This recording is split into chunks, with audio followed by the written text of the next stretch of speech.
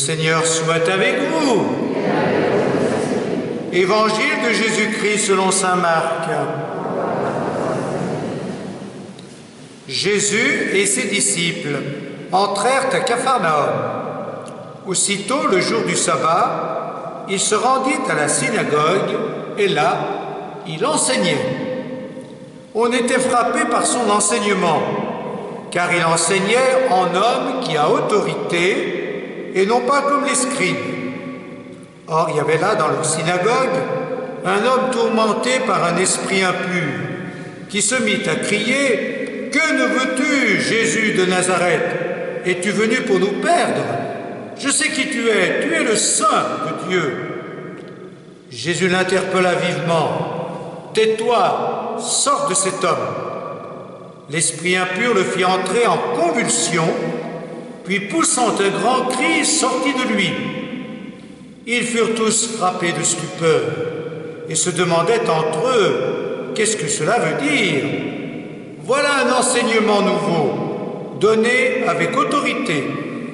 Il commande même aux esprits impurs et ils lui obéissent. » Sa renommée se répandit aussitôt partout, dans toute la région de la Galilée. Acclamons la parole de Dieu.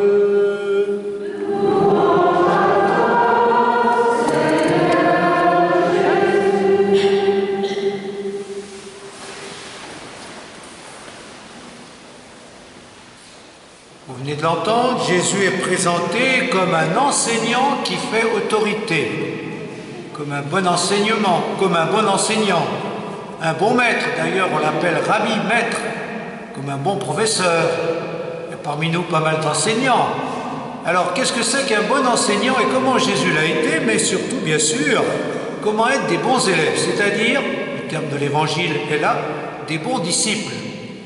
Eh bien un bon enseignant, c'est d'abord quelqu'un qu'on a envie d'écouter et qu'on suit, on suit ce qu'il dit, on obéit à ce qu'il dit, on fait ce qu'il dit. Un bon enseignant, c'est d'abord quelqu'un qui est intéressant et pas ennuyeux. On dit parfois, ce prof, il est ennuyeux, il nous raconte des choses qui nous passent par-dessus la tête, puis il nous explique mal les choses, on n'arrive pas à suivre. Voilà, donc il n'est pas intéressant. Eh bien Jésus est intéressant en ce sens que ce qu'il dit nous concerne. Jésus est intéressant parce qu'il nous dit comment être heureux, et pas être heureux de n'importe quel bonheur, du bonheur de Dieu. Heureux, heureux, heureux les cœurs pauvres, heureux les doux, heureux les pacifiques. Ça c'est l'enseignement de Jésus sur la montagne, le sermon sur la montagne. Bien voilà, Jésus nous dit comment être heureux. Eh bien c'est ce qu'on doit venir chercher quand on vient le rencontrer, notamment à la messe. On dit parfois, mais la messe c'est ennuyeux. Peut-être pas vous, mais beaucoup, hein, on entend bien les jeunes, les enfants, c'est ennuyeux. Ben oui, c'est ennuyeux si on se dit, mais pas, si on ne s'interroge pas. Ce que j'entends à l'église, comment le mettre dans ma vie pour être plus heureux? Qu'est-ce que Jésus me dit de vivre pour être plus heureux? Voilà, chaque fois qu'on sort de la messe, ben voilà, on va mettre dans nos vies ce que Jésus nous a dit pour connaître son bonheur. Donc Jésus nous intéresse et il faut venir le trouver, notamment à la messe, avec cette idée, comment Jésus s'intéresse à ma vie et comment veut-il me rendre heureux? Et puis Jésus est un bon enseignant car il dit ce qu'il est, ce qu'il fait, ce qu'il est, pas seulement ce qu'il sait. Il dit pas seulement sa science, il dit son expérience. Et donc, il fait autorité parce qu'il donne l'exemple de ce qu'il demande. Jésus, c'est pas un professeur de morale ou de religion qui nous dit voilà, il faut faire ci, il faut faire là. Il vit ce qu'il dit, il donne l'exemple. Quand il nous dit heureux les cœurs doux, les doux, ben, il nous dit aussi je suis doux et humble de cœur. Il nous dit il faut aimer, mais aimez-vous les hommes comme je vous ai aimé. Il donne l'exemple de l'amour qui donne tout, qui donne sa vie. Jésus dit pas seulement il faut accueillir, il faut être ouvert à tout le monde, il faut être tolérant. Il accueille les publicains, les pécheurs, les prostituées, les lépreux, les malades, tous ceux que la société de l'époque excluait. Ben voilà. Eh bien, être un bon disciple, un bon élève, ça veut dire qu'il ne faut pas simplement parler de notre religion. C'est pour ça que des fois on ne nous écoute pas. Il faut vivre, il faut donner l'exemple. Et si on donne l'exemple, et justement comme j'ai dit tout à l'heure, en étant heureux, ben ça va intéresser ceux qui sont autour de nous. La religion va les intéresser. Donc, vivons ce que nous disons. Donnons l'exemple d'une vie chrétienne. Et puis, Jésus est un bon enseignant parce qu'il s'implique. Il ne dit pas comme les scribes, la religion dit ci, la religion dit là, la loi dit ceci, la loi dit cela. Jésus dit, on vous a dit, moi je vous dis. Jésus dit sa foi personnelle. Il dit ce qu'il croit, ce qu'il veut que nous croyions. Donc il s'implique. Eh bien, c'est pour ça qu'on l'écoute. Voilà. Eh bien, nous, on doit être un peu pareil si on est ses bons élèves, ses bons disciples. On doit dire notre foi personnelle. On ne doit pas se contenter de dire l'Église dit ceci, l'Évangile dit ceci. Et voilà, moi voilà ce que je vis, ce que j'essaye de vivre avec mes limites. Ben voilà, moi je vous dis voilà, je vous dis ce qu'il faut vivre parce que j'essaye de le vivre. Ben ça me rend heureux, ça me remplit, ça me comble. Voilà. Donc Jésus donne l'exemple de ce qu'il dit. Et puis Jésus sait créer la relation. Il n'est pas face seulement à une foule anonyme, il essaye de créer la relation avec son auditoire, avec ceux qui viennent l'écouter, notamment avec ses plus proches, les apôtres, les disciples.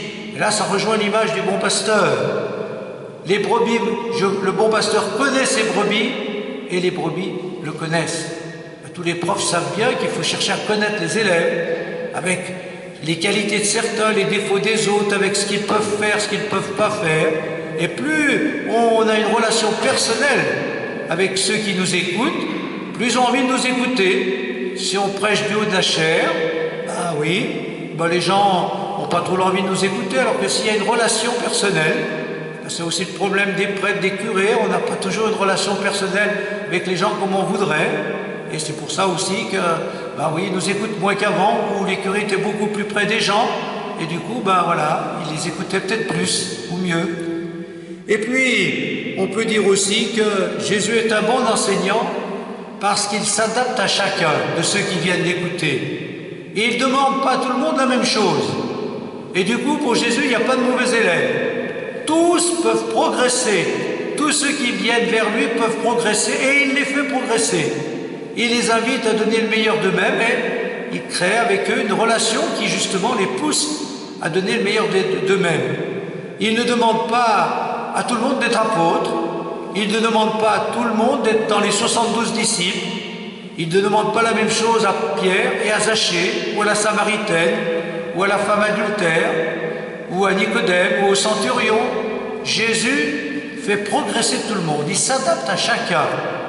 Là aussi, c'est être disciple du Seigneur, c'est pas demander à tout le monde la même chose.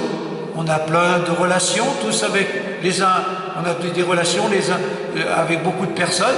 Ben voilà, il faut s'adapter à chacun et accepter les gens tels qu'ils sont, puis les faire progresser à partir de ce qu'ils peuvent donner. Et si possible, on les aide à donner le meilleur d'eux-mêmes. Mais on ne peut pas demander à tout le monde la même chose, même dans une famille. Hein. Vous avez des enfants, il y en a qui suivent bien la religion, d'autres moins. Ben, il faut s'adapter à eux pour garder la relation. Essayer de les faire progresser à partir de ce qu'ils sont, de ce qu'ils acceptent, de ce qu'ils refusent, mais il faut les faire avancer. Et Jésus fait avancer tout le monde. Et puis Jésus est un bon enseignant parce qu'il parle vrai.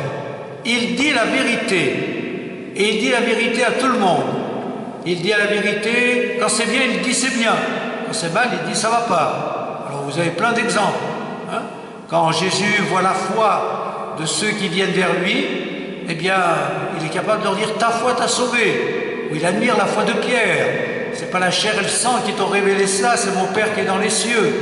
Mais en même temps, s'il admire la foi de Pierre, ben, il est capable de lui dire tout de suite après, quand ça va pas, quand Pierre s'oppose à lui, quand Jésus annonce sa passion, Pierre dit « non, non, non, jamais tu feras ça ». Arrière Satan. Donc voilà. Il dit ce qui est bien, il dit ce qui est mal. Il dit aussi son admiration pour la foi du centurion. Jamais j'ai vu une foi pareille en Israël. Et en même temps, ben, il sait dire leurs quatre vérités aux pharisiens, aux scribes et aux pharisiens. Et là, il n'y va pas avec des gants. Hein. Voilà, engeance de vipère, sépulcre blanchi, etc. Voilà, vous, hypocrite, guide aveugle, vous connaissez tous les invectives de Jésus par rapport aux pharisiens. Donc il dit ce qu'il pense, il dit ce qui est vrai, il dit la vérité. Ben, c'est ça aussi, être disciple de Jésus, c'est savoir dire « c'est bien ce que tu fais, allez continue, je t'encourage ». Aussi « ah, je suis pas trop d'accord, c'est pas bien, il faudrait peut-être progresser ». C'est pas toujours facile de dire des vérités qui fâchent, mais il faut parfois oser le faire. Et puis enfin, je dirais que Jésus, eh bien, ça c'est l'évangile d'aujourd'hui, est un bon enseignant parce qu'il chasse les mauvais esprits. Vous savez tous, les professeurs savent que dans toutes les classes, il y en a qui font parfois du mauvais esprit. Dans tous les groupes, il y en a qui font du mauvais esprit, qui ne jouent pas le jeu, qui sèment la division, la zizanie, voilà. Eh bien, si on est un bon enseignant qui fait autorité, on est capable de chasser les mauvais esprits, c'est-à-dire de créer un bon état d'esprit pour tout le monde, même ceux qui traînent un peu les pieds pour y arriver. Et quand il y a une bonne ambiance, un bon état d'esprit, ben les gens écoutent, et les gens font ce qui est dit.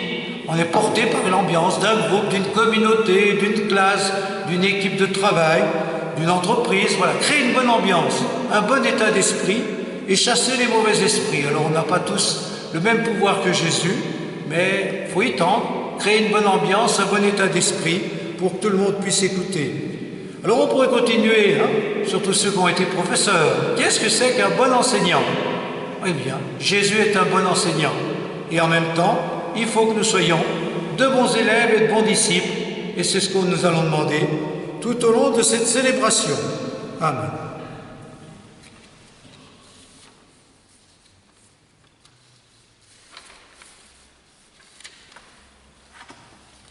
Ensemble donc.